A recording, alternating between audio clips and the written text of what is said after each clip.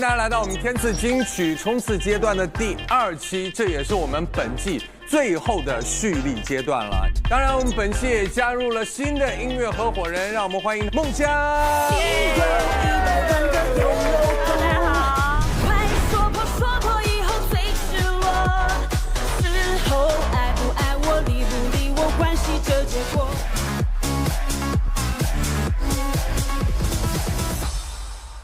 我就觉得很新鲜，就是集体作战的这种强烈感很大。欢迎白小白。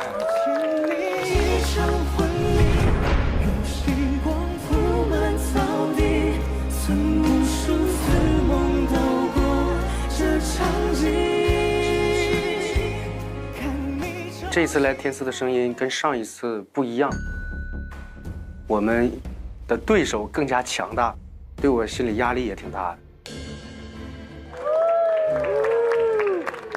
姚小棠，海拉木，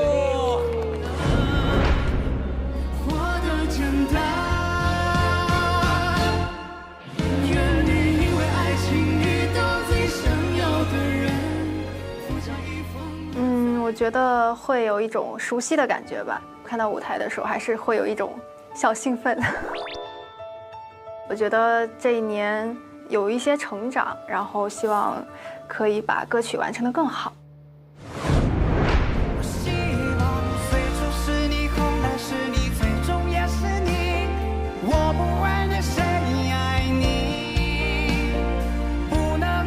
我觉得我应该属于是气氛担当吧，对，因为我性格其实还是比较外向的，主打一个陪伴。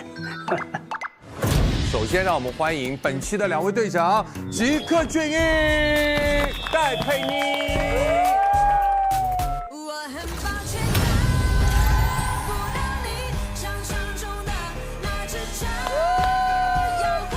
好啦，是默默口，谢谢。我敢说，我一定不会是一个骄傲的人，因为我是一个时时刻刻在提醒我自己，你一定要知道你自己是谁，你应该干嘛。不好的东西我看，告诉自己以后别这么做；好的东西我看，告诉自己多学习。这我就忐忑了。队长的徽章，我本来不开心，但我现在很开心，因为我知道我的任务是什么了，就是带团康。就是让我的团员可以开开心心的唱歌。我的音乐合伙人是我的美女贴贴亮一姐姐，帅帅的赵雷。我们看到我们身后的6组音乐人，接下来呢，需要2位队长为各自的队伍来招募成员了。我想邀请的是胡老师和西林一块加入我们。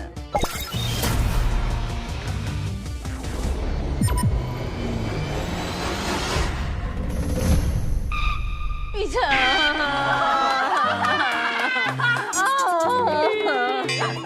先从最熟悉的下手。我想他应该不会不要我吧？我这么苦苦哀求他。对不起，我已经把天赐这个舞台带的已经开始疯了。好呀，来，我们坐。盖歌告五人。龙龙，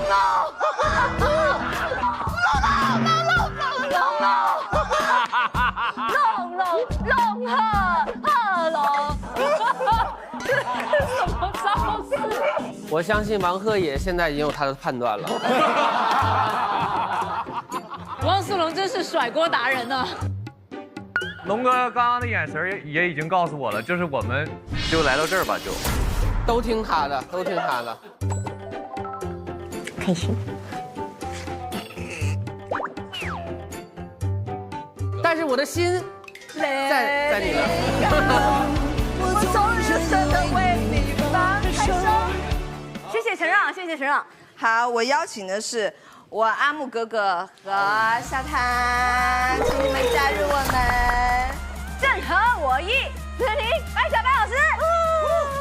耶！欢迎。好，我们看到了，这就是舞台竞演之前的交锋，已经有了火药味儿哦。我们舞台上见。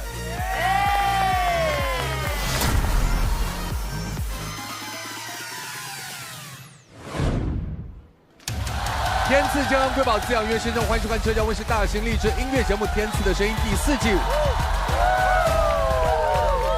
拿进去哦。本节目由东阳光鲜虫草独家冠名播出。为了给各位接下来在这个舞台上的所有表演加油打气呢，请品尝你们面前的东阳光鲜虫草，为你的舞台积蓄能量。有请即刻和我们的佩妮带上所有的成员一起来到舞台进行抽签。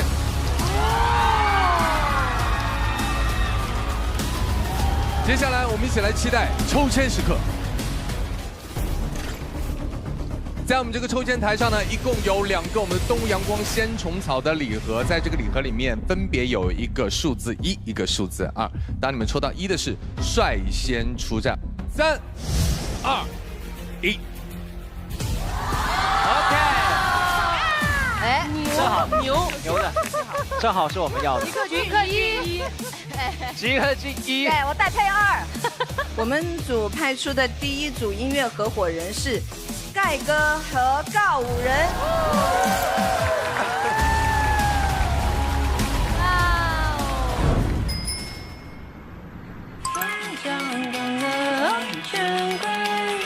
醒来发现，终将懂得爱珍贵。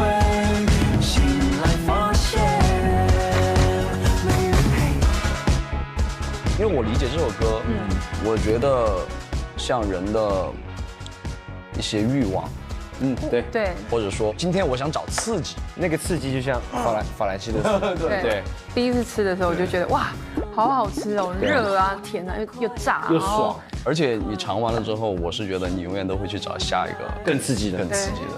我觉得你这个点跟我们原本那个连接点很好，因为我当时是在写速食爱情，就是谈太快的关系会有危险的这个状态，这就是我对这首歌的理解。其实你们写的很隐喻。我刚刚看到盖哥传那个准备要 rap 的歌词，我觉得跟这首歌的这种点是契合的。对，我好想彩排哦，因为我很想知道。我连那个 ending pose 我都想好了，对，我真的想好了。一会儿你教我。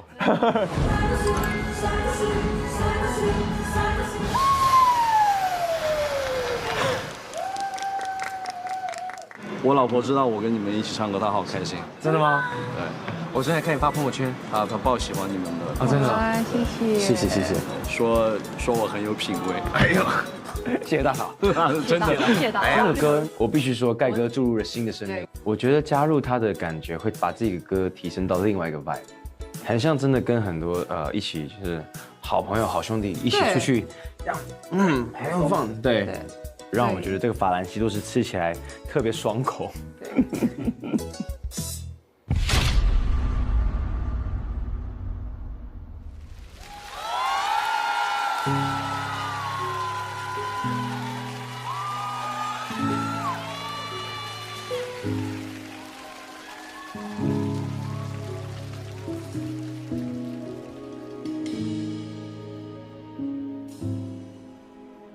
奋力摇摆的氛围，千呼万唤而珍贵，廉价的爱的一切，子虚乌有的机会，竭尽全力无所谓，沆瀣一气无后悔，终将懂得爱珍贵。醒来发现，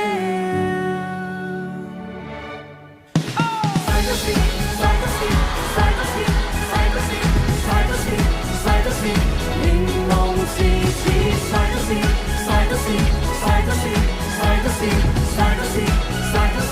柠檬奇迹。有人生来就肆无忌惮。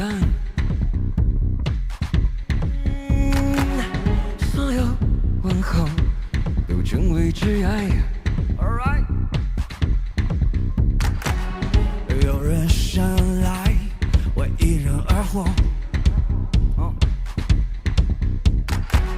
所有善意都拒于门外。孤零产生的快感，快感横生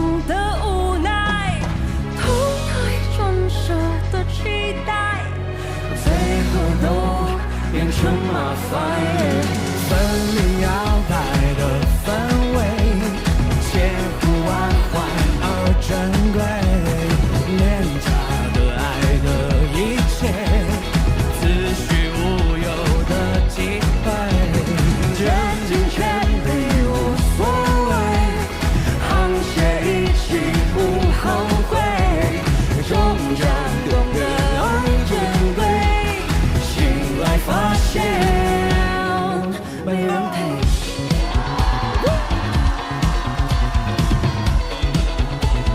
柠檬 CC，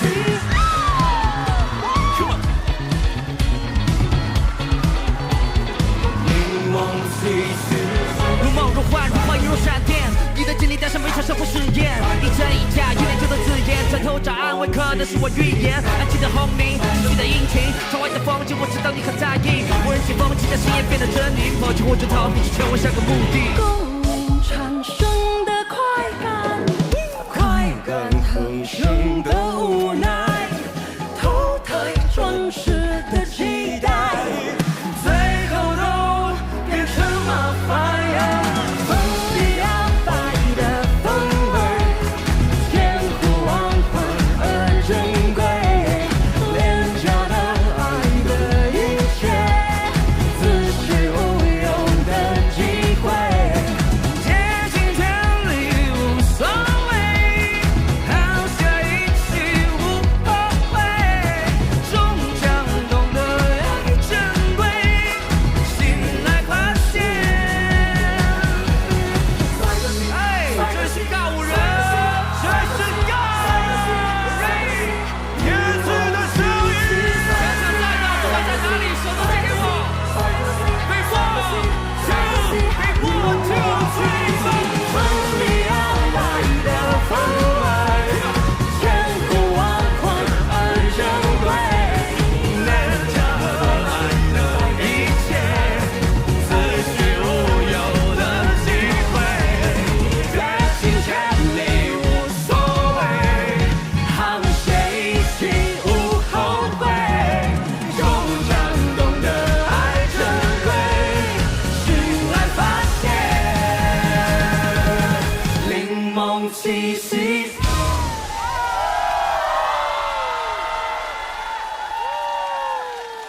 太棒了！哇，这个简直了！帅帅帅！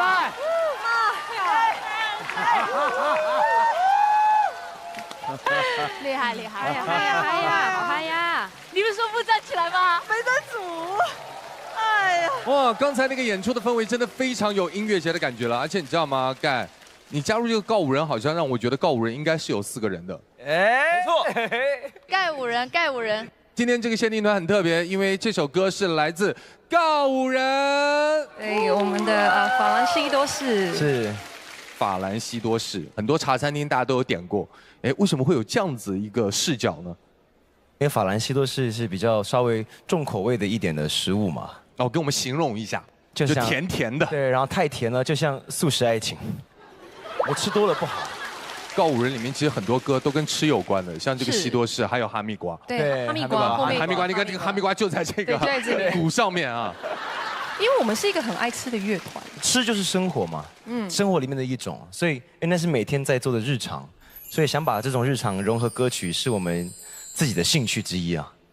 我也是一个美食爱好者，所以我觉得我跟这首歌有共鸣的。对，我也忍不住，我就跟起来跳，然后我已经完全停止说我去怎么分析这首歌，我就觉得从头到尾都让人觉得好爽快，听到这种音乐就是会很开心，而且会觉得有点饿。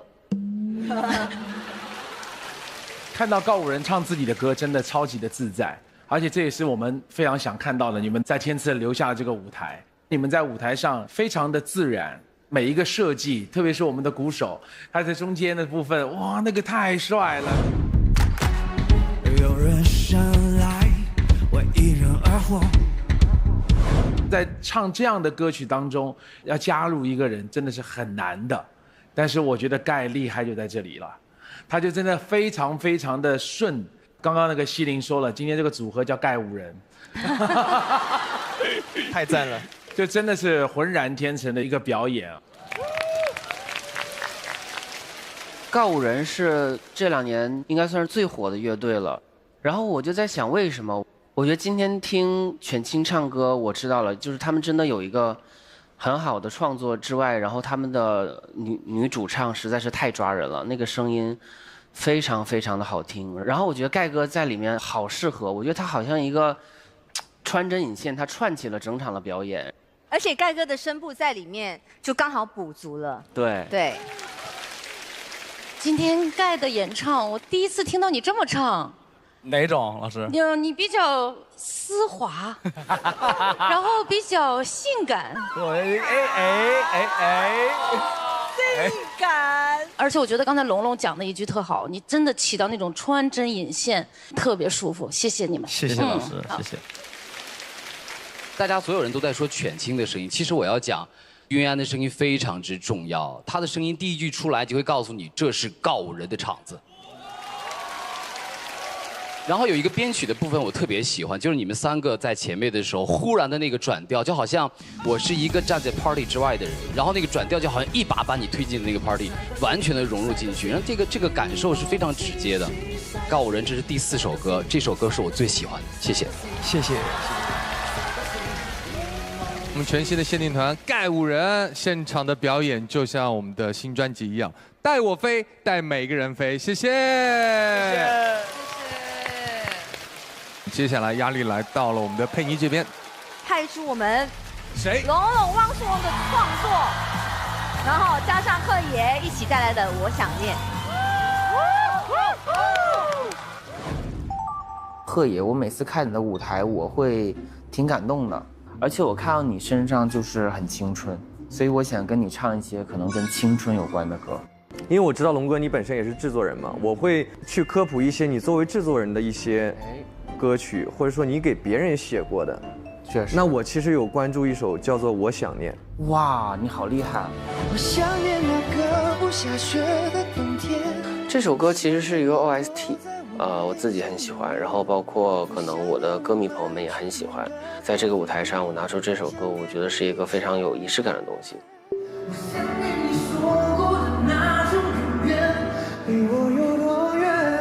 这个编曲，它与原版不同的就是它有很多推波助澜的东西，它有一些乐器上的一个情绪的辅助，它会把你的感情在最后全部宣泄出来。我觉得每期我看到王鹤也在真实的进步，他也一直在练，然后并且我觉得最终的成果。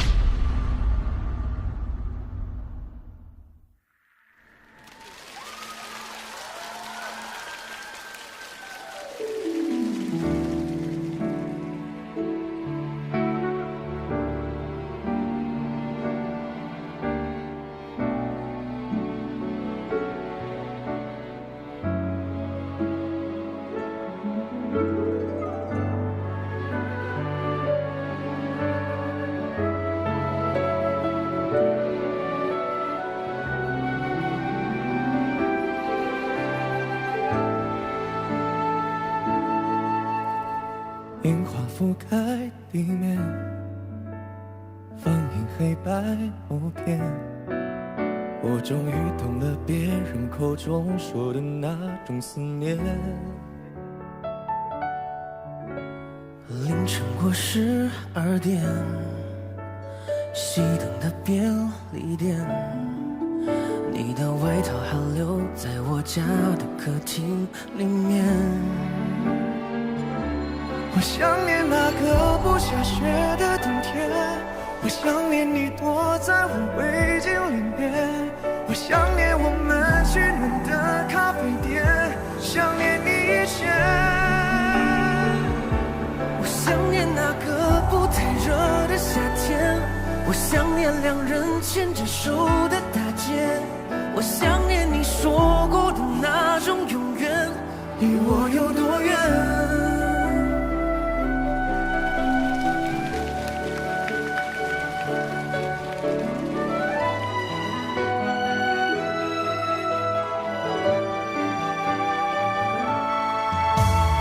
无人的斑马线，夜空繁星点点。你说看到流星就要懂得许下心愿。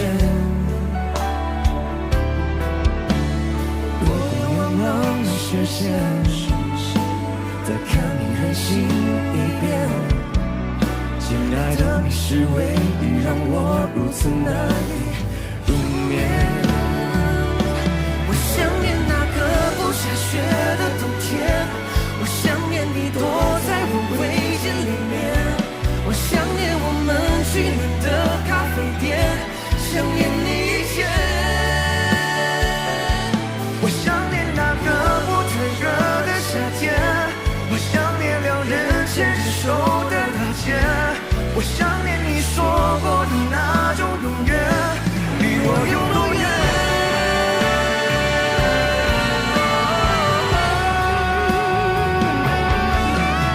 我想念着你的一切，想念着你一切，想你在我身边。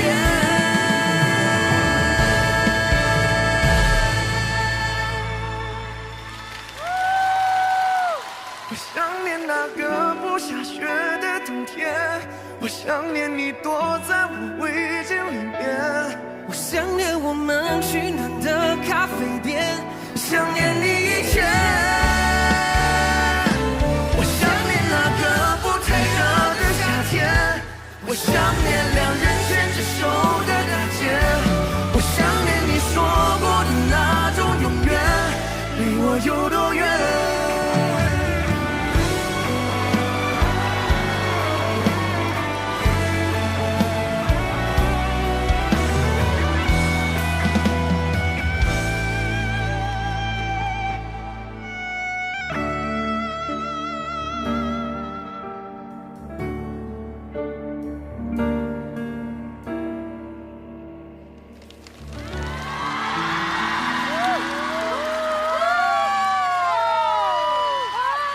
我们把掌声送给汪苏泷，送给王慧妍。好啊，太棒！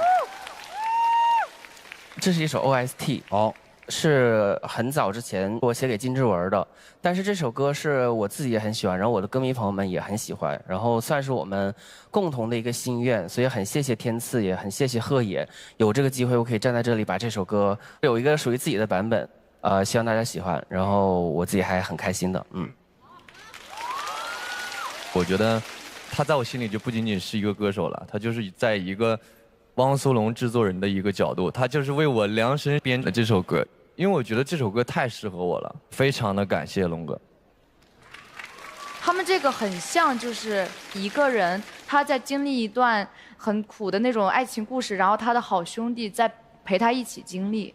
这种情歌就很容易唱到人心里去，我也特别喜欢鹤野唱这种哑哑的这种感觉痛到不行的声音，对。然后龙龙哥的那个声音叠在上面，就特别的让人心碎，对。因为我很少看两个男生一起唱情歌，然后又是这种很痛的。彩排的时候我就特别有感触，然后刚刚这一遍，我觉得他们两个好像更唱进去了，对，非常的好听。鹤野真的走心了，因为我们唱到后来的时候，我俩对看的时候，我发现他动容了，他颤抖了，有，有吧？哪方面的动容？就是感觉你就是走心了，对。然后我就赶紧不敢看他了，因为我怕我也动容了。你是苏荣，对，就苏了。对，苏荣。动容是不是鹤野捶胸口那段是吗？他敲胸的。我想念你躲在我围巾里面，我想念。忘了姐，真忘了，那得再唱一遍。你完全是情绪带出来的动作。对，我这个我有时候彩排我回去看我还会跺脚，就是我都不知道。捶胸顿足。对，我可能是进去了，进歌里去了。对，进去了。我觉得这首歌很抓人或很抓我的就是开头的部分，用了钢琴声和人声的一个结合。一开始只是娓娓道来这样的感觉，然后慢慢才进入那个过去的一个回忆的状态。我觉得这是很精准的设计。这首歌真的很适合鹤野去唱。说实话，我听起来挺揪心的。然后这就是你们应该给到我的感觉，就是听着听着会让我觉得真的有点不舒服。但那种不舒服不是因为声音不好听，而是因为我被你们带进去那个情绪里面了，所以非常好，非常感谢。那接下来呢，我们就要邀请盖五人。好，现场有请我们的声音现场团5位老师进行合议，给出我们本轮的待定金曲。看看啊，读一下唇。经声音鉴赏团一致合议，本轮的待定金曲为盖告五人，法兰西多士。恭喜盖，恭喜告五人。谢谢各位，有请落座。动容了，真的是。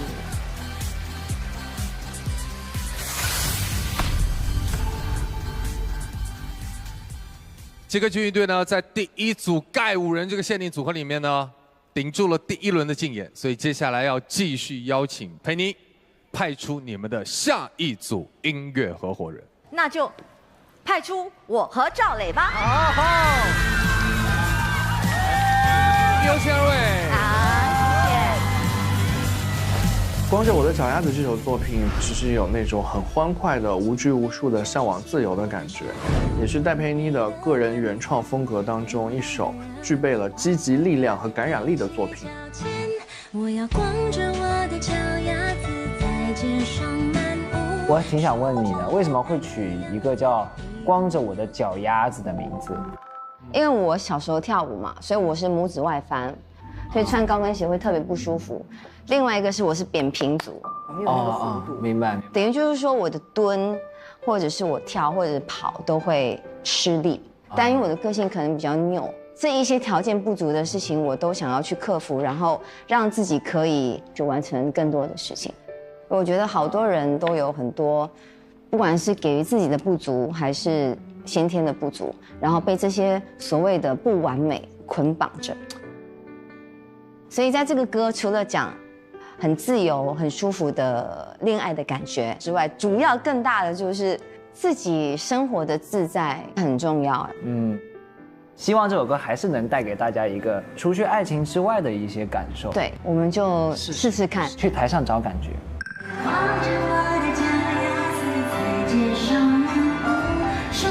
我们转几圈，我们主要是间奏。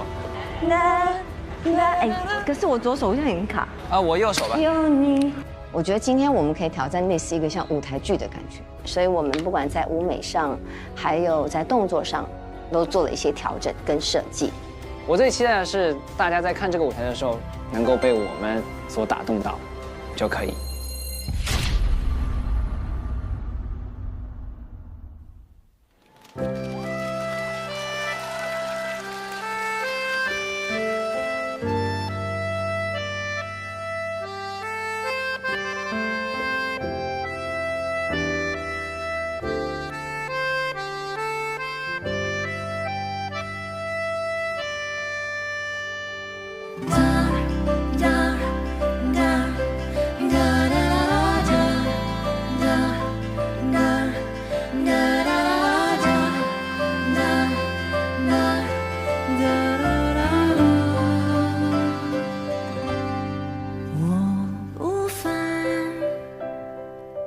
就算多了个牵绊，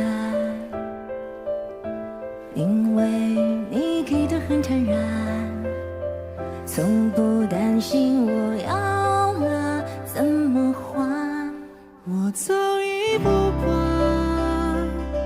就算别人喜欢看，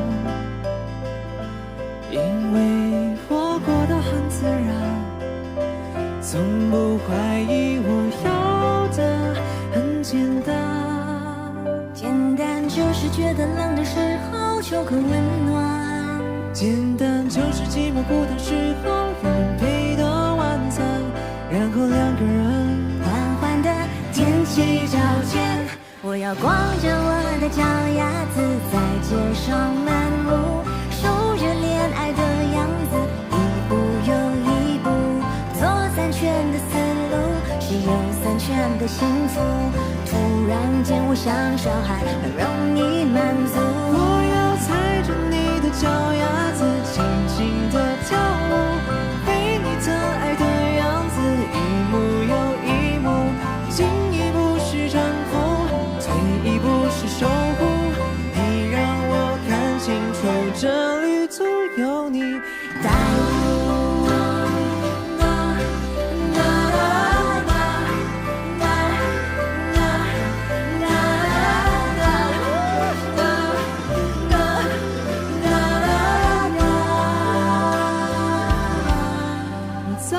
已经不管，就算别人喜欢因为我过得很自然，从不怀疑我要的很简单。简单就是觉得冷的时候有个温暖，简单就是寂寞孤单时候有人陪的晚餐，然后两个人缓缓地踮起脚尖。我要光着我的脚丫子在街上漫步，数着恋爱的样子，一步又一步，做3圈的思路，只有3圈的幸福。突然间我像小孩，很容易满足。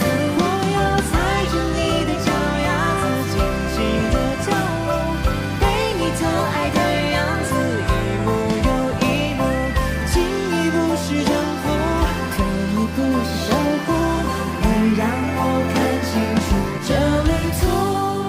我要光着我的脚丫子，我要光着我的脚丫子，我要光着我的脚丫子。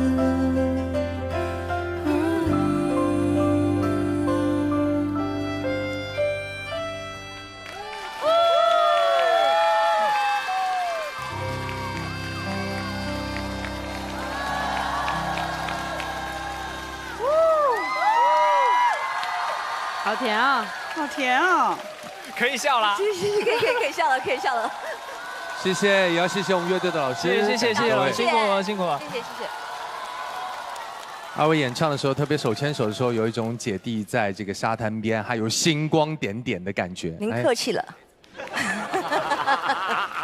石子。至于不至于啊？你当时是什么情况下会写下这样一首有趣的歌？我拇指外翻还有扁平足的关系，穿高跟鞋第2天会特别难受，所以这20几年来在脚上给自己的唱歌时的压力有点喘不过气，就写了这个歌。然后我希望大家可以借由这个歌，可以抛开更多对自己的一些枷锁，然后更自由自在的。有些东西是真的可以放下跟不要的。我觉得佩妮姐是一个非常勇敢的人，因为她可以很大胆的去说出自己可能以前会比较焦虑的事情。然后我小的时候其实也有过类似的经历。你要说吗？真的？好，我可以说，没关系，我已经长大了。因为他昨天告诉我，他是第一次在镜头面前说这个。对，我小的时候，我生过一种病，叫做血管瘤，就是脸上我的右脸这一块有一小块，还有我的头上有一小块，就没有长头发。老师就一直觉得我特别叛逆，因为我不敢剪头发，但我又不敢说，因为我那会儿怕同学会嘲笑我。现在很多人都说容貌焦虑啊，还有很多自己可能目前很难去面对的事情，但是我觉得好像时间过去就好了。所以我也很喜欢这首歌，光着我的脚丫子，就像我特别喜欢在沙滩上去寻找那种自由的感觉。我觉得每一个人都应该去寻找这种自由的感觉，因为生活已经很辛苦了，何苦为难自己？我觉得当你分享的那一刻，其实你已经跟他对和解了。对，下次我就剃个光头。那也没必要，那也没必要。我觉得这是一首就是3拍的歌，3拍的歌其实有点放松，有点浪漫，然后2个姐姐和弟弟在互相的鼓励啊，在这个路上啊不用害怕的，这条旅途姐姐来帮你带路，而且你们2个在中间没有任何的这个隔阂啊，中间其实我觉得你们是非常不默契的啦。有一种就是熟悉他才会这样嘛啊，如果陌生他可能就不会了，就是很精致的一圈又一圈是吧？我觉得可能这种卡顿感或者怎么样，反而让我觉得很真实啊。我稍微说一下赵磊，我觉得你可能在生活中不是一个特别甜的人吧？我每天都很焦虑。对啊，所以其实，在唱这个情歌的时候，我会感觉到你唱的时候是没有那么自在的。我觉得这是赵磊你在你未来的演唱的过程中要着力提高的一个方向，其实是你的情感，尤其是在甜这样的情感。我希望你对吧，长得这么精神，能变成一个在生活中真的特别甜的人，能把这个甜演绎出来。他今天挑战这个歌，然后从很生硬的4拍，唱得很放松的3拍，不要过甜又不会太过突兀的情况下，我觉得他已经完成了这一次的养成的任务。我真的觉得佩妮姐是一个很暖心的姐姐，然后我也相信每一位老师跟我讲的这一些，真的是希望我会成成一个非常成熟的歌手。我越长越大，越来越成熟，我也会变得越来越强大。我正在变强大的过程中，老师们等着看啊！好，路还长着呢。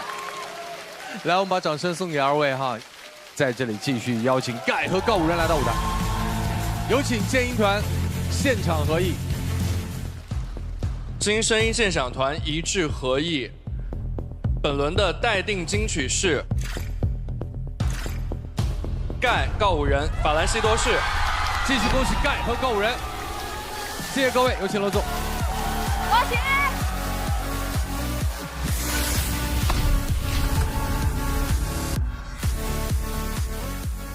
接下来继续要邀请我们的佩妮队长，邀请下一组音乐合伙人登台，派出我们的碧晨和孟佳，加油大家！杀手锏！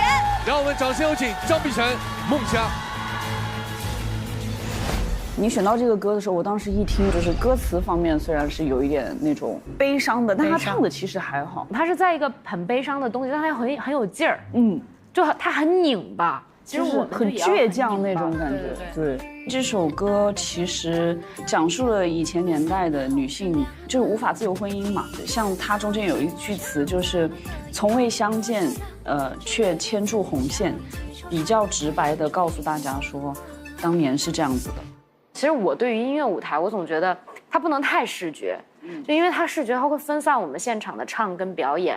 但这个歌我又觉得不太一样，它还有一点电影的感觉，是不是想把那个画面感做到让人家眼睛一看就知道说啊我们在干这个事儿，对，是一个很完整的故事。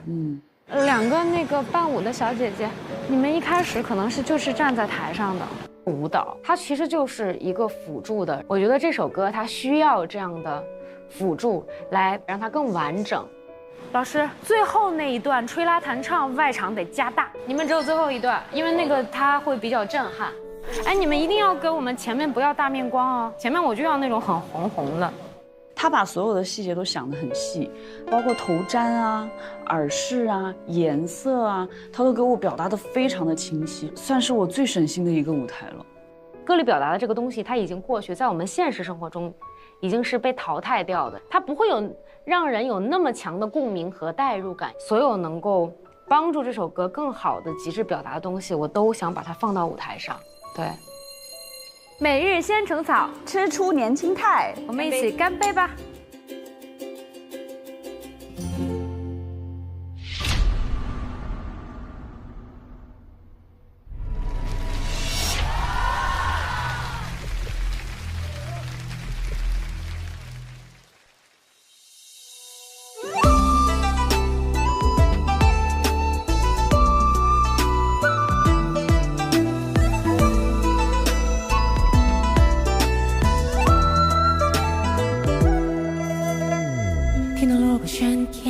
谁伴着泪眼，荒唐的婚姻在世间，从未有相见，却能牵住红线。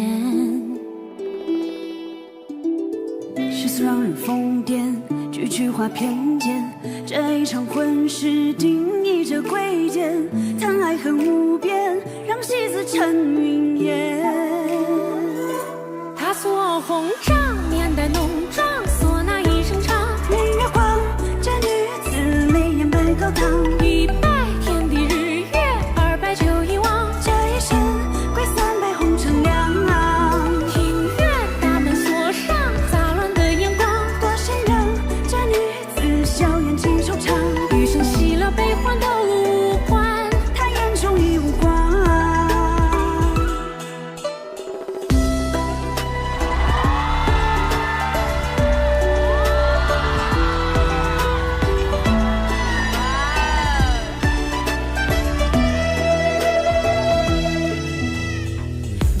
喧天，谁伴着泪眼？荒唐的婚姻在世间，从未有相见，却能牵住红线。笑耍人疯癫，几句话偏见，这一场婚事定义着贵贱，谈爱恨无边，让戏子成语言。他做红帐，面带浓妆，唢呐一声唱明月光。这女子泪眼白高堂，一拜天地日月，二拜酒一汪，这一生归三杯红尘凉。庭院大门锁上，杂乱的眼光多喧嚷。这女子笑颜几惆怅，余生喜乐悲欢都无关，她眼中已无光。一拜天地日月，二拜酒一汪此事，三拜红尘寂寥。余生喜乐悲欢再不相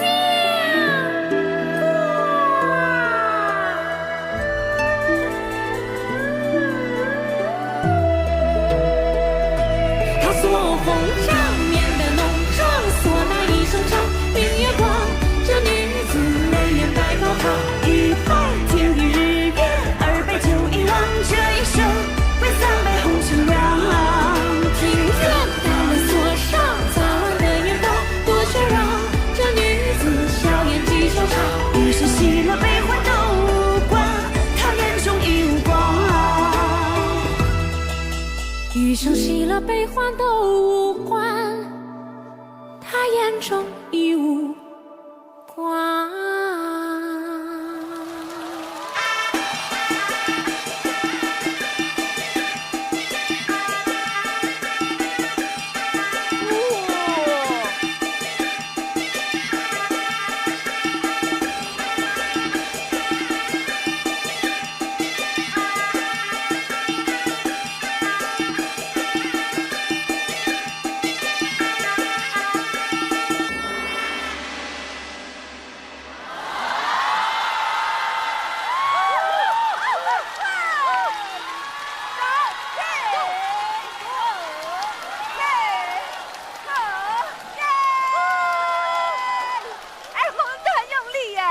好厉害哦！把掌声送给张碧晨，送给孟佳。三拜红尘凉啊，能跟我们来说说吗？为什么选这首歌，以及这首歌他想表达的是一个什么样的一个态度？其实当时是因为我知道孟佳要来，因为我大概在1年前看过他有一首歌曲的 MV 叫做《东方》，然后我对那个 MV 印象特别深，然后我觉得非常的东方女性美，然后我就特别想跟他整一个这样的东西，因为包括我们的服装，包括泪痣，包括这个花鼓调上来吹的这整个一个吹拉弹唱，就是这个东西，它就是到现在其实很多地方红白喜事都还是这一套，对，包括我们这个是高堂做的，然后我们自己做其实是想要表达就是古时候女子吧，就虽然有高堂却无人做主的这样一种状态，就是也是一种心理的向往，我觉得是一种暗喻吧，对。有一句歌词我记得非常清楚，就是从未相见却牵住红线。就是我其实甚至于我都没有看到过我的夫君，我都没有见到过他，我都不知道他是一个什么样的人，他长得什么样，他个子是否高矮，是否胖瘦都不知道。但是因为种种原因，我必须得嫁给他。当时碧晨跟我说的时候，我也觉得非常，他的每一个点跟细节都非常的好。我们以一个最直白的方式告诉大家说，当时是这样子的一个状况，就因为这个歌，它是在过去的这样的一个历史环境下造就的这样的一首歌，然后在这样的背景下，再看我们的今天，我们的精神更自由，然后我们所有的选择也都可以由自己的心，然后就会觉得苦尽甘来的那种感觉。虽然可能没有那么感同身受，但是它是一个非常，我觉得对我来说，我感受的是一个很深刻的艺术作品。对。虽然配乐非常的喜庆。就是我从中听到的其实是很悲凉，然后我觉得碧晨和佳佳就是在一边跳一边唱的时候，特别是那个就是念白那段的时候，我整个人鸡皮疙瘩是起来的。一拜天地日月，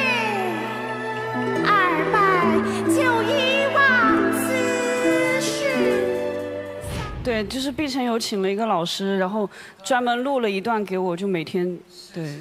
那一刻我觉得是，就好苍凉啊，我觉得是一首非常好的作品。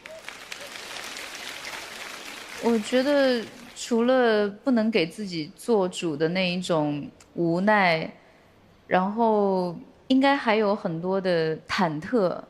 我觉得他俩表演的状态完完整整的诠释了这个歌要表达的那一种情绪，既要在表面上要盛装，要配合，要把所有的这一些心境都藏起来，但是又掩不住脸上的那一种忐忑。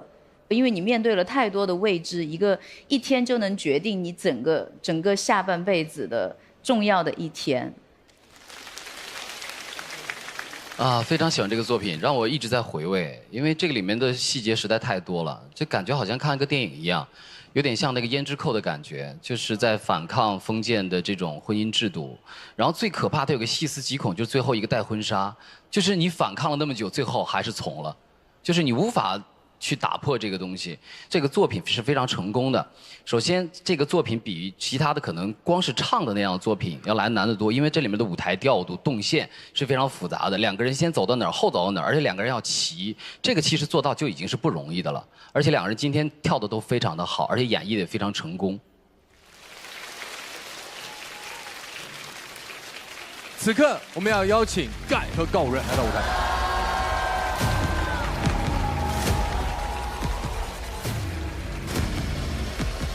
有请我们5位鉴定团老师合议给出本轮的待定金曲。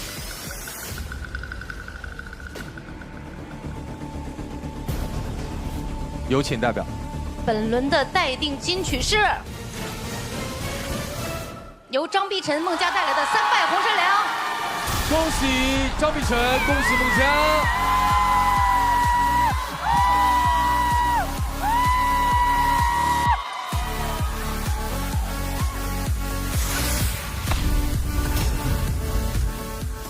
好，在这里我们要恭喜一下碧晨和孟佳哈，终于为自己的队伍扳回了一局，我们把掌声送给他们。在这首歌里面，我们也是满满的感受到了女性为了追求自己幸福的这种力量感，而这种满满的力量感呢，就像我们的东阳光鲜虫草一样，实力领先，温和滋补。我们看到碧晨也在吃啊，随时给自己补充能量，感觉如何？碧晨？我真的很喜欢吃东阳光鲜虫草，它有菌菇的香味，不仅好吃，还能守护我们的健康。因为滋补呢，其实是一个非常长期的过程哈，也请电视机前所有的观众朋友可以上我们的天猫搜索东阳光鲜虫草，365天呢是全年新鲜供应的冷链直达，保证我们鲜虫草的新鲜度，随时满足你的鲜享需求。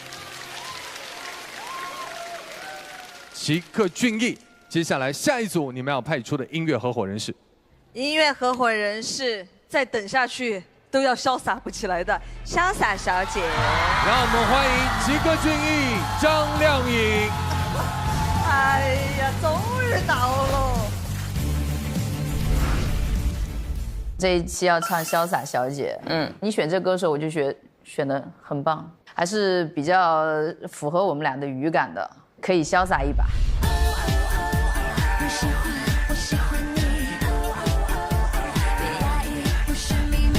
所以姐姐做过最潇洒的事情是什么？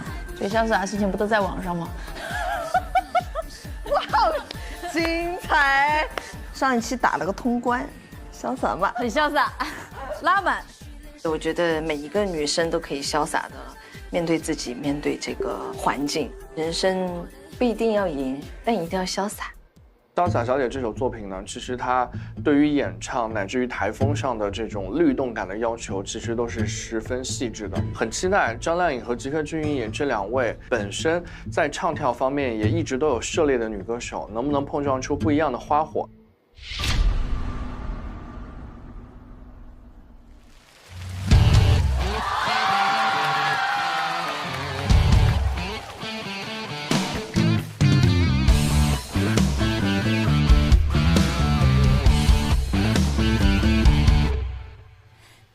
睡得太少，黑眼圈遮不掉，内心上有点早，无所谓不重要，我让你睡不好，暧昧上麻药，够吧？你知道。你也有好感，为何你不勇敢向前？我撤掉所有阻碍，只要你在眼前。幸福只要面对胆量，不需要训练。做人要潇洒一点，我跳动世界。哦哦哦哦哦，我喜欢你。哦哦哦哦哦，别压抑，不是秘密。我相信爱情潇洒小姐不爱不行。哦哦哦哦哦，我喜欢你。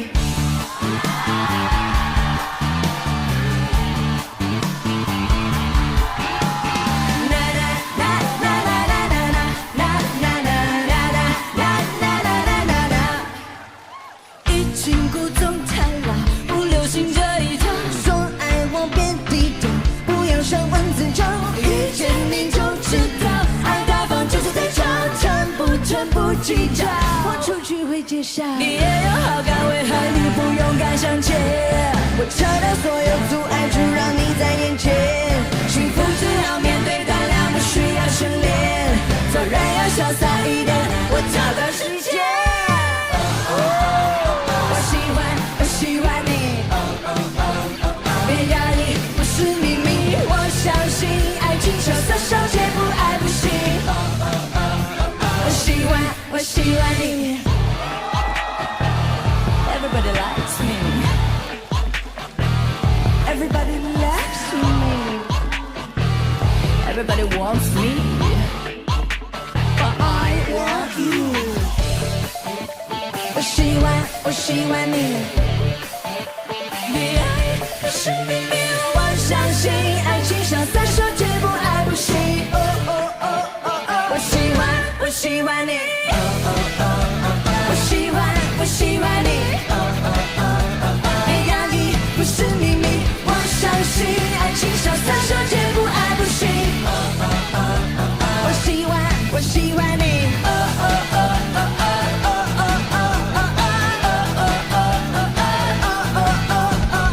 我相信爱情潇洒小姐不爱不行。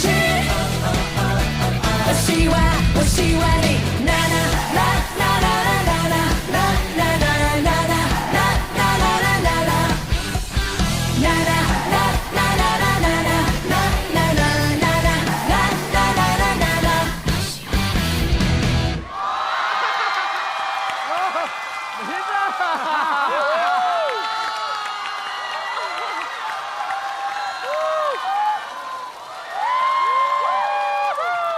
这首歌就在唱你们两个自己啊，这够潇洒吧？太潇洒了。那你在你眼里，你觉得吉克是一个真正潇洒的人吗？我觉得一半，另外一半是做好准备。对，他不是说盲目的潇洒，他是准备好自己，然后以一个最好的自己去呈现，然后用那个状态去潇洒一把。吉克。像我们潇洒就是自个儿潇洒，你知道吧？姐姐的潇洒就是她会让别人很安心，她给你安全感，对吧？哎，再一次震撼到了我。然后我觉得，因为可能是跟甄姐太熟了，就是因为她私底下就是个傻大姐，然后你就会忘记了她在舞台上魅力四射。我觉得今天两位就是潇洒小姐啊，本姐，姐收到了。首先从视觉上，我觉得今天就充满了这种冲击力，然后再到今天整个歌曲的改编思路，就是把原曲的那种电子节奏感，用了一种更重型的摇滚的节奏来进行呈现。然后吉克的话，我觉得这首作品的话，会是在你的安全区域的范围内，但我觉得你今天又是把一个大家已经认为很理所当然的、很潇洒的吉克隽逸，你又演绎出了一种不一样的，就是有时尚张力的一种感觉。这一次亮影在整个拉伸、整个宽度，还有层次和演唱上，可能是要做了更多的一个努力，所以才能让我们一直有冲击感这样。但是我有点特别想问，你们俩为什么没有再多跳一点点呢？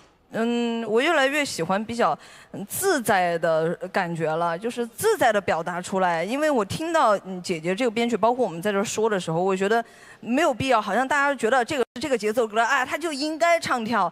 我不想给他编排的东西，我很喜欢他自然的肢体。他前几期啊，很好看，很好看，我很喜欢他一些细节表情，我甚至中间那个 Everybody Loves Me， 我想让他做这个，我想给他做这个植入，因为我觉得他跟着音乐很自然的带动他的那个肢体是很好的，是很舒服的，所以我抓他几个动作，我就跟他一起做律动，我觉得也很好。好，谢谢，我们再次把掌声送给吉克隽逸，送给张靓颖。同时此刻邀请张碧晨和孟佳，有请剑鹰团现场合影。真的，这两个年代的，哇，这好难哦！精英声音竞选团一致合议，我宣布本轮待定金曲为张碧晨、孟佳带来的《三拜红尘凉》。恭喜张碧晨，恭喜孟佳。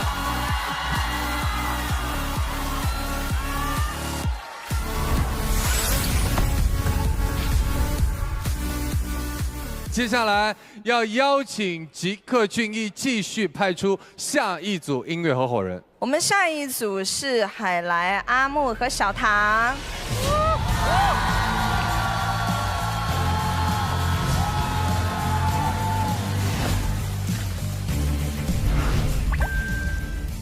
去年看了您的那个《三生三性》，对，然后特别喜欢那首歌。我们这次不是要唱一首，也是您创作的歌曲。对，《过路的晚风》。我想问问天上的月亮，你是否拥有哀愁？是否掏心掏肺对谁你都好？今年选《过路的晚风》，是因为这又是我的最新的一个作品，就想把这个自己的这种心情唱给大家吧。其实《过路的晚风》背后也有故事。哦，是有一次我在上台之前，然后我母亲给我来了个电话，然后她就跟我说，她说她和我爸小吵了一架，过不下去了。当时是真的是有些气到，就是觉得太不理解我了。因为我身边的人他们没有从事这个职业，所以他们感受不到我的那种压力，我也没有办法跟他们讲，就是我现在遇到什么问题。所以我常常就是喜欢一个人，就是找个地方坐一坐。喜欢对着月亮倾诉一下自己的心事。之后后来当天演出完，我就写了这个歌。这里边有几句歌词是我特别喜欢。让你省心的事儿太少。太少太哦。少的任何人都需要你去教，就你还得去教他们。每个人生活都很不容易，所以有的时候静下来慢一点，去感受生活，可能会更轻松一点。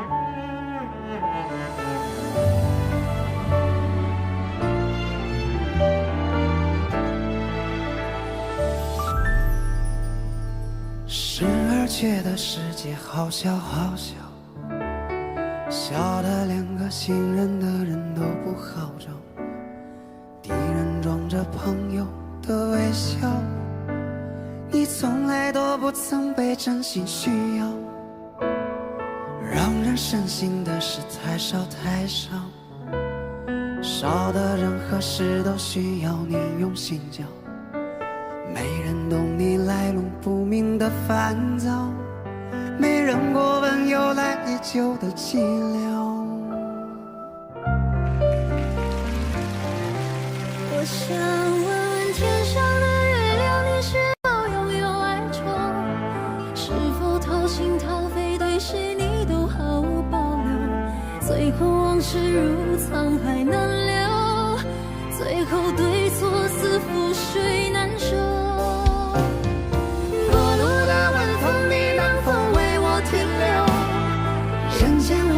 往事多少有些不堪回首，要去与我共饮一杯世间的愁，爱恨情仇全碎在心头。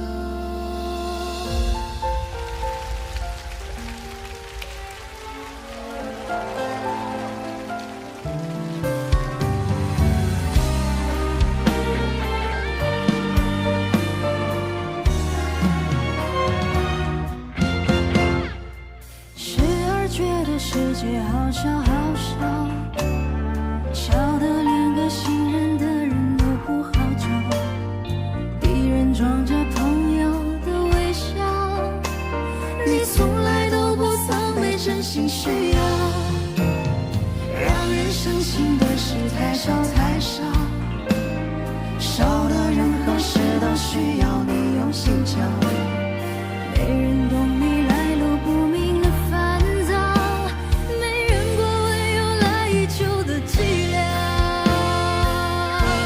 我想问问天上的月亮，你是否拥有爱情？是否掏心掏肺对谁你都毫无保留？最后往事如沧海难留，最后对错似覆水难收。过路的晚风，你能否为我停留？人间红尘往事多少，有些不堪回首。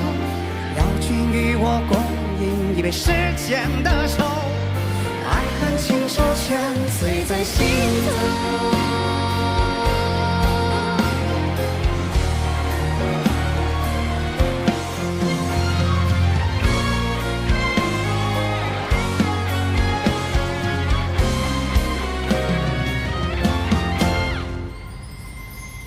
我想问问天上的月亮，你是否拥有哀愁？是否掏心掏肺对谁你都毫无保留？最后往事如沧海难留，最后对错似覆水难收。过路的晚风，你能否为我停留？人间红尘往事多少，有些不堪回首。邀君与我共饮一杯世间的愁，爱恨情仇全醉在心头。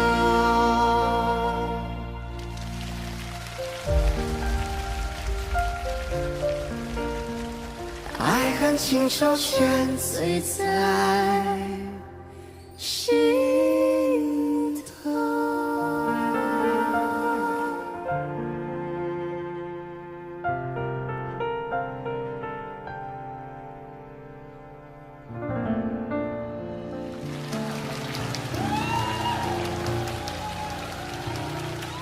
把热情的掌声先送给海蓝木，送给姚小桃。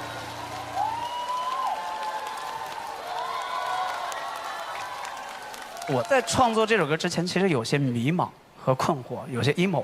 哦，咋了是？因为我觉得就是一个歌手，就是到了一定的发展环境之后，我就感觉就是需要去提升自己。但是我觉得我的粉丝啊，还有就是，都不是特别的能接受。哦，是你觉得到了某一个瓶颈期？对。然后我每次发歌，我就感觉好像就是大家并不是特别的满意。然后我就是慢慢的我也就有了迷茫，就有了困惑。那你现在还敢发歌吗？坚持还是得发一点。然后呢，就那段时间又赶上这个，心情特别的低落，因为那段时间挺忙的。不着家。对，就是肯定是不着家的。然后有一天晚上，我一个人躺在那个床上，然后翻到我们家孩子小的时候，就2岁左右的时候的这个视频，之后我就一下子我就泪就崩了，因为我觉得我特别的对不起他的童年，然后我父母他们年纪也慢慢的在上年纪了，然后我每次回家的时候又看到他们的白头发又多了，所以我就觉得就对不起家庭，然后感觉好像就一直就特别矛盾，我就又在事业和家庭之间又有内心里边又打架了，就觉得是不是一个特别，就不是一个好男人。其实阿木老师早上给我看他儿子的视频的时候，然后他儿子说啊，我的爸爸在哪里？这样，然后我就会想到我有一次回家，然后爸爸妈妈就说啊，那我给你做你喜欢吃的什么叉烧包啊，然后啊我送你去哪里呀？然后说哎不用，我不吃那玩意儿，我也不用你送，我自己打车就行了。然后他就哭了，他说你不需要我了。其实你是怕麻烦，对吗？怕麻烦。对，我觉得我长大了，然后我没有想到我长大之后，他反而变成小孩了。对，就是他需要我去考虑到他的感受，所以我觉得这首歌就是说了很多烦躁，然后在这种负面情绪里面，我觉得我们还有很多可以感受的东西，我们可以慢下来，然后去感受生活，感受我们身边的人。我其实刚刚特别想讲一讲姚小棠，对，我觉得姚小棠是一个特别好的歌手，然后我觉得她的声音特别的好听。今天她跟那个阿木的这首歌，她唱的两个人的声音是极度的反差。然后就是阿木其实是一个有经历的男人，所以你的声音当中有一些沧桑感。然后我觉得姚小棠的声音是特别的干净的，她其实唱这些歌没有太显露出技术，其实很难唱。谢谢胡老师。今天这个现场是不需要修音的一个现场，非常厉害。你们把准确度包括和谐度都做到了极致，我觉得这个舞台非常好，包括这个作品，我觉得未来也一定会受很多的听众的喜欢。阿木坚持做自己，特别好。此刻我们也要再次邀请张碧晨和孟佳回到舞台。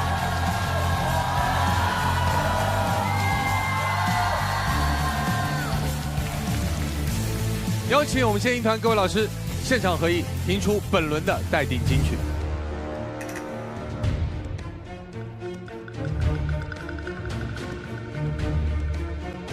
好了，已经有结果了，有请。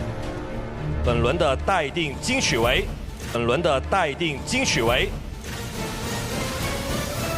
张碧晨和孟佳带来的《三拜红尘凉》。继续恭喜张碧晨、孟佳。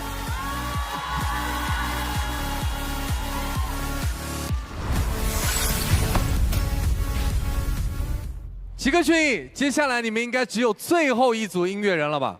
我们接下来的杀手锏就是胡老师和西林。让我们欢迎胡彦斌、西林那一高。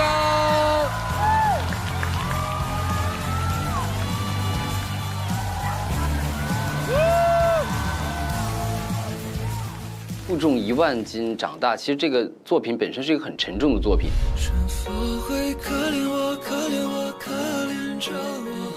我觉得这首歌，它真的就有点像小孩子，就盯着你看，说你不懂我。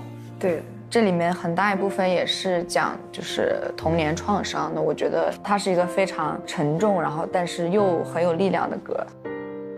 因为我觉得人的成长过程中，他总会有一些负重前行嘛，可能都会有一些委屈，然后会有一些挣扎啊，在这个里面，对吧？我当初其实看到整首歌，我也是觉得它是一个，至少我觉得在这个共情面上是非常能够打动我的。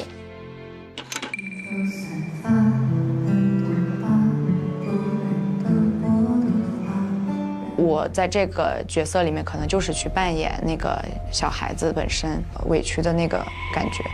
灯光老师，他这个歌他其实只要表达几个重要的情绪，内心的委屈，然后不被善待，所以他可能那个温馨感不能有。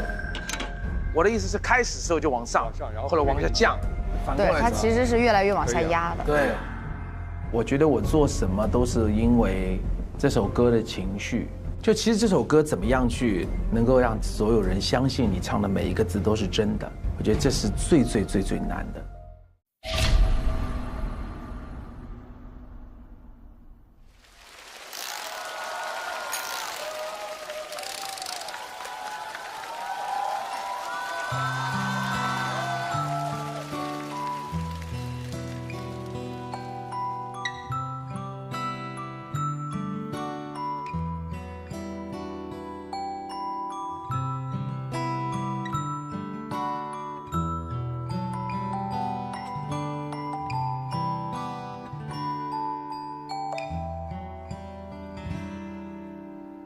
披头散发，耳朵怕不认得我的话，然而发芽，笑着花，肚子越来越大，以为所见只认同自己可以傻瓜，终于因我相信的而感到了害怕。有些难过，是总说唱歌会好得多，他骗人的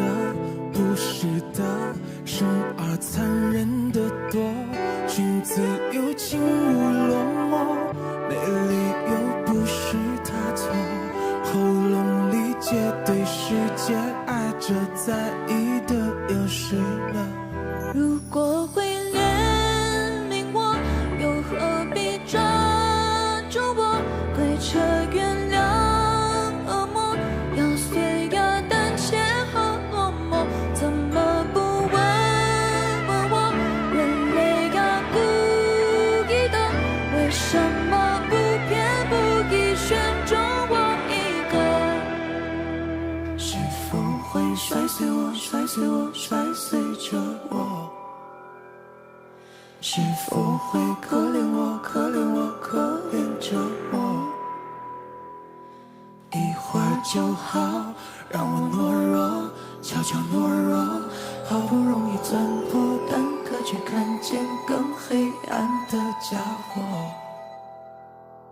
之后几年，他身边仍然指指点点，从未想过最难的就是回到从前，以为曾经的玩伴会抱着取暖慰藉，终于因我依赖的而学会了分别。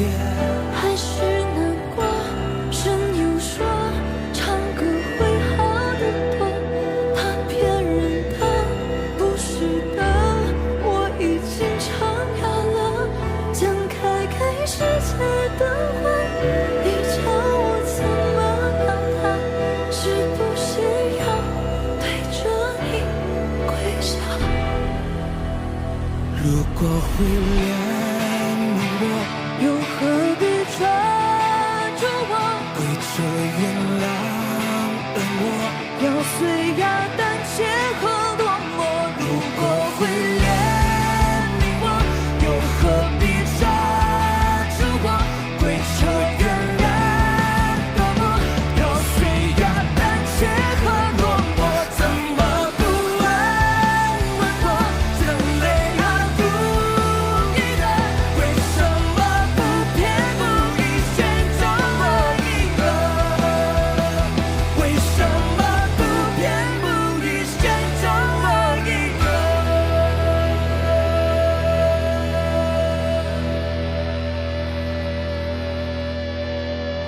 如果会贪恋我，又何必伤害我？是那原谅你呢？负重1万斤长大着，怎么不救救我？人类啊，可笑的，为什么要凌乱的不止我一个？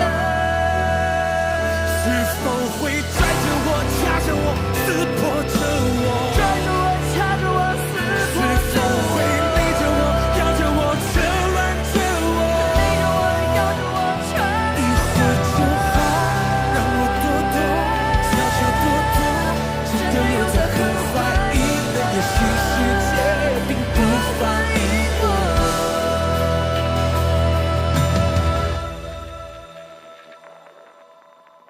是否会摔碎我，摔碎我，摔碎着我？是否会可怜我，可怜我，可怜着我？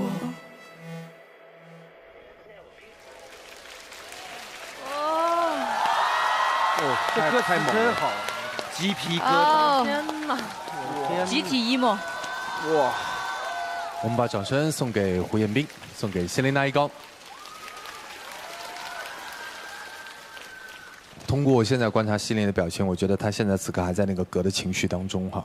所以在唱这首歌的时候，席琳，你脑海里在想些什么？其实就是因为大家知道我小时候是自然卷嘛，然后可能有些小朋友他不懂，后座的同学就会往我的头发里面扔一个钉书钉啊，然后扔得满头都是，然后自己拆这样。当下的我会产生的一个想法就是，是不是我做错了什么？这也是我觉得这个故事里面这个小女孩第一次受到来自这个世界不友好的时候，她的第一反应不是说你为什么伤害我，而是是不是我做错了什么，导致你要惩罚我。在那个时候，如果有家长去正向引导的话，那我觉得其实不会有这么多很早就形成的一些不好的性格和想法。所以想要通过这首歌来，算是发一个声，希望孩子们能，不用负重1万斤长大。我在听这个歌的时候，想起了小时候的一件事儿，导致我整个听这歌的时候，我自己很煎熬，因为我以为我忘记了，但是我发现我好像现在也过不去。就我小学3年级的时候去过一次夏令营，大概有200多个孩子，大家在一起。突然间有一天开始丢东西，我当时也没有觉得有啥，因为我那个时候很小，也没啥值钱玩意儿。后来我们那天去本溪的水洞，然后我拉着我屋里的那个刚认识的小姐妹，就一直冲在前面，撞了其中一个小女孩，但我不是故意的，我只是很想看那个很漂亮的钟乳石。我撞完她之后，她瞪了我一眼，我还跟她说了对不起，过去了。过了1天之后，我再出来，我们吃饭的时候吃早餐，我看所有的人都用很异样的眼神看着我。后来到中午休息的时候，我们的宿管阿姨到我们房间敲门，她问我说：“东西是不是你偷的？”你知道那种有理说不出来的感觉吗？我只能哭哎！我那个时候，我说我想问问您是谁说的是我偷的东西。那阿姨就回头看，我就看到我撞的那个小女孩就站在门后面那样看着我，你知道吗？然后我整个宿舍的人从那一天开始不跟我讲话，不跟我聊天。你被孤立了。对，我明明没有做这个事情，到最后一天我爸来接我的时候，我看见我爸的时候，我以为我会疯狂的哭，但是我没有。我当时就想，好在我只有7天。我感觉我已经这个事儿忘了很久了，但刚才听这歌的时候，满脑子都是这个事儿。但是，我拥有一个很健康的家庭，然后我的学校、我自己的生活圈子，大家都是很友善的，所以这个事情很快就过去了。他没有给我造成任何伤害。了不起，现在就是我想起来，想当初宿舍里那7个女的，现在过得比我好吗？真的。就了不起，就这样想一下而已，但是也过去了。所以我就觉得，如果真的是有人真的在这样的环境里成长，我觉得活下来都很难哎，真的，就因为很崩溃，你每天，你没有人能求助。这歌带给我的感触很多，但我一定不会听第2遍，你放心，不会，因为它给我的感受太复杂了。对，谢谢碧晨。其实这首歌最打动我的地方是，我觉得我无法去想象或者感同身受，就是有这样的童年创伤。我使劲削尖脑袋要往里钻去想那个状态，我都想不到。可能每个人的人生经历过程中间，他总有一些负重前行，他总有一些委屈。有的时候我们要坚信自己，也不要责怪自己，其实我们没错。我非常赞同彦彬所说的，他没有办法想象这个画面，但我觉得彦彬他在里面做一个其实很重要的角色，他就像一个很有力量的旁观者，甚至他是无形的，但他的声音一直在支撑希伶，因为希伶在整个歌的演绎里面，我听到就是支离破碎，他是真的从心里面掏空自己的。这个歌不只是可以帮到儿童，最重要就是懂事的大人们是否应该多做一些思考，而不是旁观或者是责难。所以很谢谢你们选这个歌和演绎这样的方式选这个歌。我觉得今天在这首《负重1万斤长大》里面，我看到了非常非常细腻的设计，我看到了非常非常深刻的情感。从一开始，希伶用拇指琴弹出那个前奏，再到歌曲的后半段，她非常毅然决然地把这个琴摔在了地上。传达出来的深意是非常值得我们去感受的。彬彬老师，你在那一段是非常收敛，但是传达出来的那种力量反而更加震慑人心的段落的表现，也是让我久久的难以忘怀。我超爱最后编曲的设计，那一段频率，我觉得好像就是心电图的波动一样，也许很微弱，但它不会消失的。它会越来越强大，越来越强大，因为我们每个人的力量会汇聚在一起。谢谢。谢谢各位的分享。接下来我们要做一个决定了，在这里我们要邀请张碧晨、孟佳回到舞台。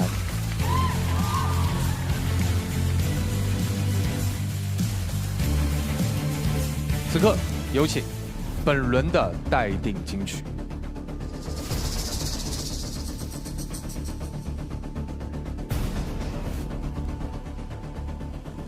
这一组的讨论非常的久。好，终于有了结果，有请代表。经声音鉴赏团一致合议，本轮的待定金曲为胡彦斌、希林娜依高负重1万斤长大。恭喜胡彦斌，恭喜希林娜依高，感谢四位，有请落座。不得了，太痛，不得了，哎，太痛了。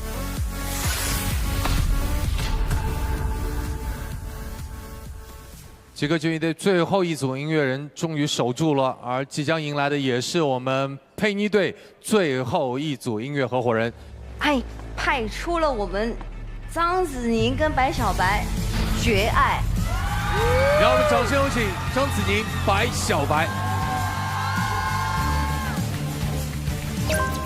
白小白是一直以来深受年轻听众喜欢的这样的一个歌手。上一次他跟张子宁其实有在台上有合作，我觉得那个婚礼的现场是让我印象很深刻的。我欠你一场婚礼，用星光铺满草地，寸步数。上一次跟子宁老师合作是唱我自己的歌曲，我比较轻车熟路，然后这一次是唱《绝爱》，这首歌本身就是很有难度，再加上后期编曲就更有难度了。他原唱是女生嘛，对，一个人，然后呢，我们是要合唱，又是男生加女生，然后呢，他改的那个华彩的那个部分，就是我感觉还挺有难度的。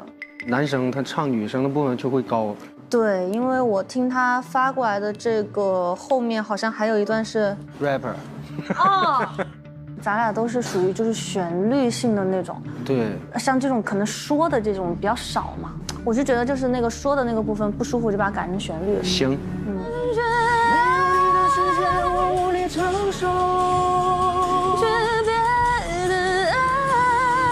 哦，我觉得这样他不打就可以，我觉得这样会好很多。我觉得这首歌就是，因为它气氛是从头顶到尾，这首歌基本上没有给咱俩休息的时间。好难呐这首歌。那怎么办？加紧时间练习呗。对，真的抓紧时间练。哎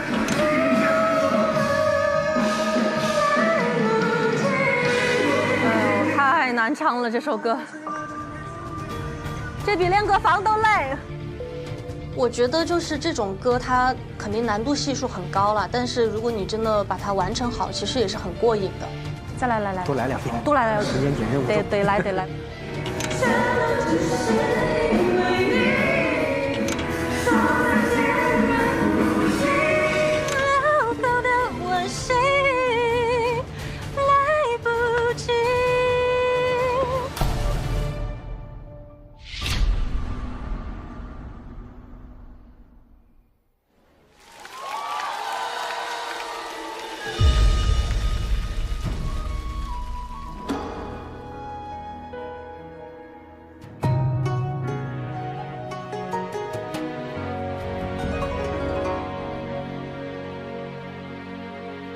天崩地裂的那一瞬间，在坍塌破碎了睁开双眼，无处安放灵魂，只能降落。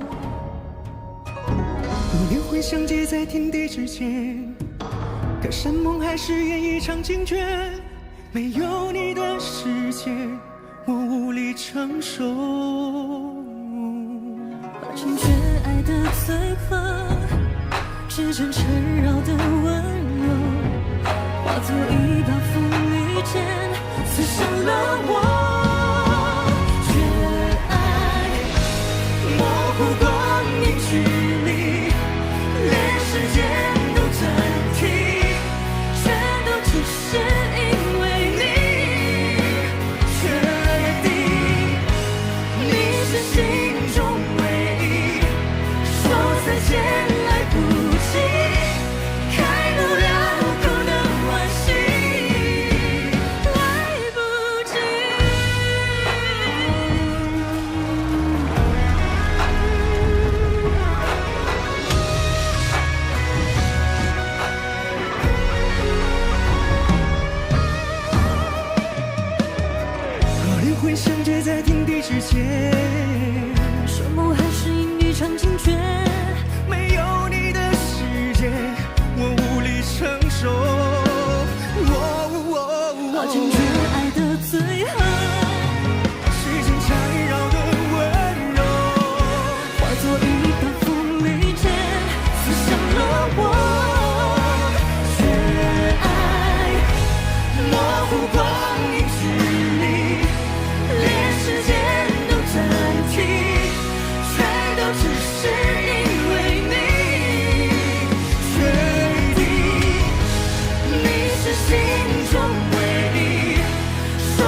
天来不及，开不了口的惋惜，来不及。天崩地裂的那一瞬间，泪灯它破碎了，睁开双眼，无处安放灵魂，只能降落。来不及，落定风声只在天地之间，看山崩开是演一场惊觉。没有你的世界，我无力承受。身边的爱，绝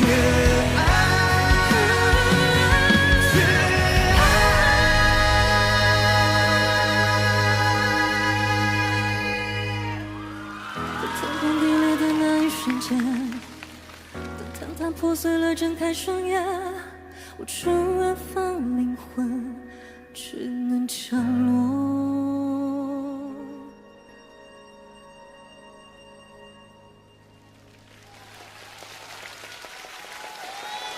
好可爱呀！最后那一下，那个。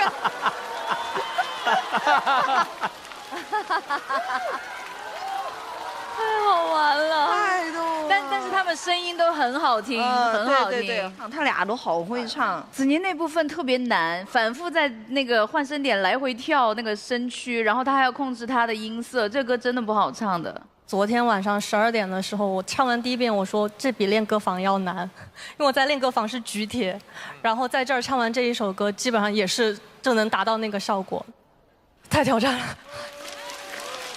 我原来唱的歌曲那歌词一听就懂，这首也是爱情歌曲，但是我听好几遍没听懂，主要是特别难。今天原来这个歌后边还有一部分说唱的，就是那一段无处安放灵魂，只能降落，就是我后来我给把它改了，我一看盖哥在这我就别唱了。没事儿，没事儿，没事儿，没事儿。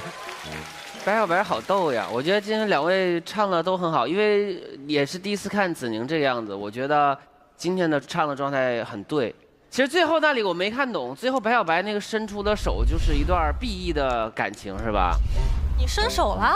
对，结果你回绝了，你没有回应。就你唱的时候我这样伸手，然后我一看你不理我，我就转过来了。我就觉得今天很好，然后关键是小白，你心里一定有一个老年 disco 的节奏，他就是每一个转身都，就全是那种。我觉得这个舞台特别奇妙，就是它又很美，但是又很搞笑，然后又很深情的，又有点不太正经，就这种感觉。好，我们接下来听一下建议团各位老师的建议。首先恭喜二位完成了一个比较完美的一个舞台哈，然后我想重点的说一下张子宁，进步非常之大，这个是你天赐第3场舞台最好的一个舞台，而且这次你能看到你很多进步，就是这个稳定是非常了不起的，如果你每一场都能保持成这样，子宁，我觉得你的未来的路会非常非常之宽阔，希望你保持这个稳定度。好的，好的。白小白，我记得第3季的时候，是不是我们建音团当中还有说你模仿过孙楠的这件事情？对呀。灯火辉煌的街头。但是这一季完全听不到，今天的演唱里面完全是你自己，感情也是你自己，什么都语气也是你自己，特别好，特别好。谢谢。在这里邀请我们所有的音乐合伙人一起回到我们的舞台，有请我们建议团老师现场合影。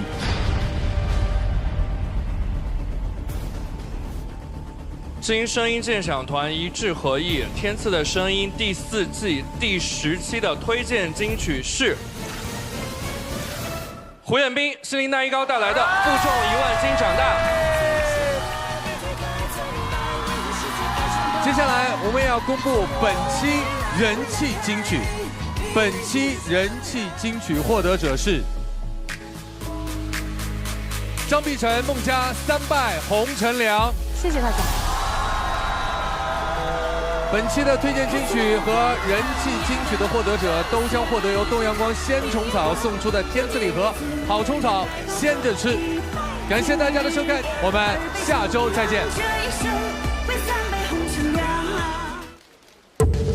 欢迎大家来到我们冲刺阶段的最后一轮冲刺了。闪闪发光。这首歌是遗憾吧？我终于成功了，我活得精彩了，但他没看见。欢迎大家下载浙江广电新媒体平台 Z 视线，进入音乐部落，发现新物种，解锁新玩法。本季我们在微博开启天赐的声音主打一个陪伴策划活动，围绕节目主题发起多种征集活动，选歌助力任务、实况热聊、视频点评等不定时派送。来微博和天赐音乐合伙人开启音乐旅程，关注新浪娱乐与新浪综艺天赐的声音节目精彩内容早知道。上新浪新闻客户端搜天赐的声音，了解节目更多精彩内容。感谢中国蓝新闻客户端蓝莓。